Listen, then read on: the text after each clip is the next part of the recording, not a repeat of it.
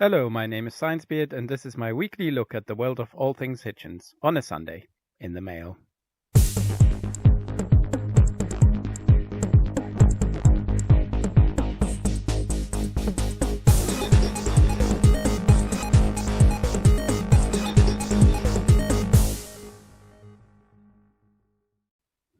I would like to promise that this is going to be very short because I'm working on actual science as well, but Peter draws me in. Yes, I know. Exciting news though! I have sponsors. Peter's Conspiracy Comb, direct competitor to Occam's razor company.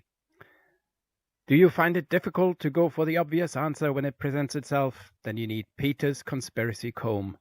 It has two functions. Firstly, you can see anything that would contradict your position or argument as a conspiracy by a well-organized enemy. The use of the pronoun they comes free with the Conspiracy Comb. The other function is to weave endless detail and random knowledge you have into your argument as if it was significant. While pointless and obviously meaningless to the topic without the Conspiracy Comb, this knowledge becomes the clincher in these arguments. It also serves the moon landings, anti-vaxxer and George Soros conspiracy fans. Peter's cherry-picking service. Have you found some evidence which supports your claim but can't be bothered to check whether there's other evidence that doesn't? With Peter's cherry-picking service, you never have to check for other evidence again, no matter how accessible or legit. As a bonus, Peter's cherry-picking service even throws in Peter's willful misinterpretation spectacles. Once you've got them on, you never need to pay attention to detail ever again. And finally, Peter's confirmation bias method for a smugger life. Now this is a jewel in the crown, and it goes wonderfully with Peter's cherry-picking service. Once you have found a position you like, you look only for other things which confirm that view. This way you take the strain of Peter's cherry-picking service, only accept evidence that has been pre-filtered by like minds, and reject anything from any source you suspect will tell you different. All of these can be yours for the low price of not giving a damn about doing research or testing your arguments.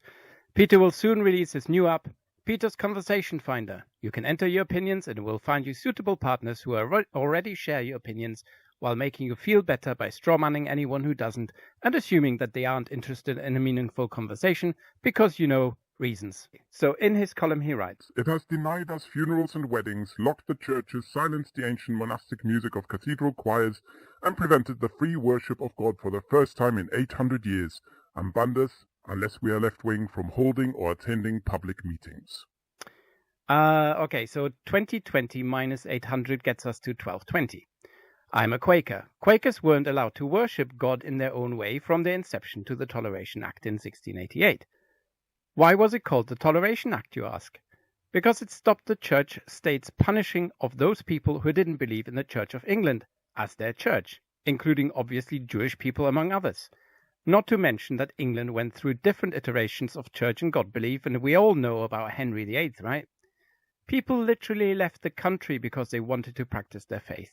So no, that wasn't the first time. Not even in times of disease, because the bubonic plague caused social distancing, quarantining, and an increase in disinfection activity and controls over trade in goods. Link in the description. In the article, no doubt communist historians say that measures like quarantine, for example the 40 days quarantino in Italy, based probably on the biblical significance of the number 40, serve to restore order. Lastly, I will just look at the claim that you were not allowed to assemble unless you were left-wing. Here, Peter needs to tie his logic into a few knots. People protesting at the time of a pandemic took a risk to do so.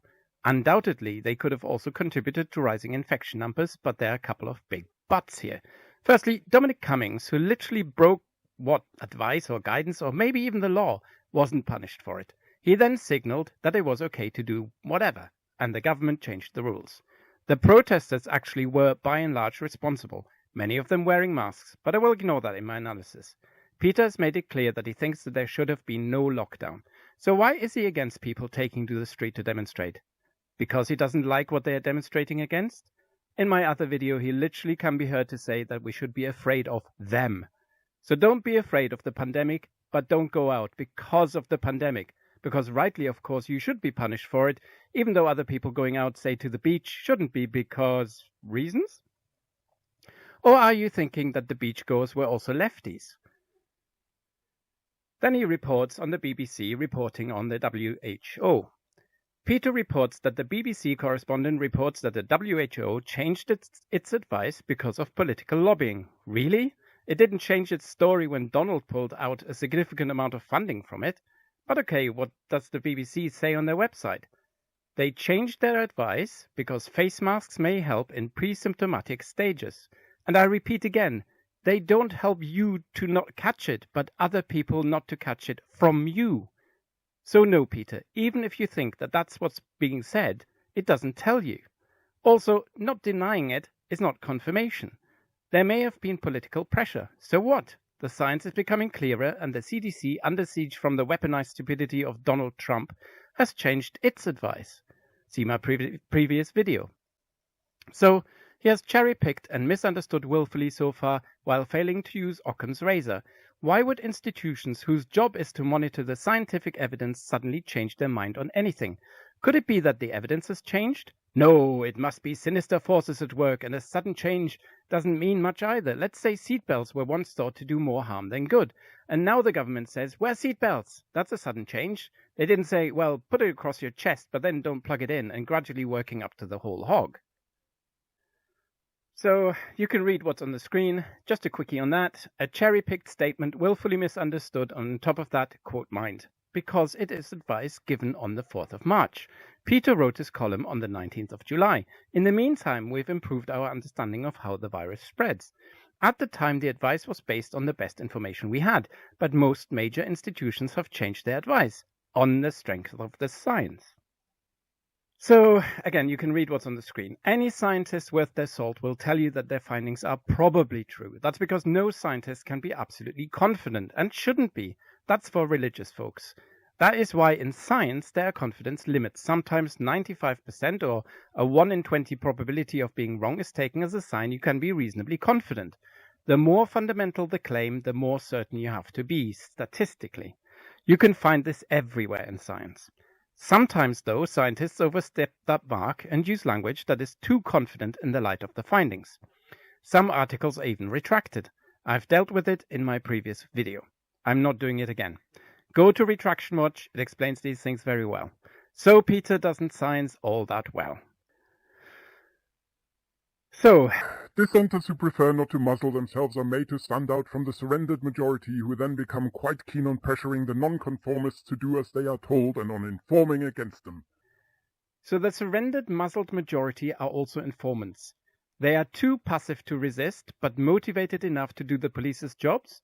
You literally just complained that a group of people, i.e. the left, got away scot-free, and now you're afraid that snitches deserve stitches? Make up your mind. What can you say? Peter loves his knots. He ties them with a passion. I will attempt to construct a syllogism a la Peter, but of course, since his rambling isn't all that coherent, it's difficult for me to do that. I will try, however. Face coverings are an assent that you are okay with a totalitarian regime. Dissenting is a form of legitimate protest, even virtuous. So don't wear a face mask. Getting organized and demonstrating in the street is not a legitimate form of protest. Why not? Because reasons. You are asked to wear face coverings while out and about. We shouldn't because we are dissenting. And I'm encouraging my followers to do this en masse. The dissent is happening on the street because that's where you don't wear face masks. So protesting in the street is okay? Uh-oh, this was fun. I will do another one. Don't close down churches because it is against tradition, as it has never happened since 800 years ago, and it is against personal freedom.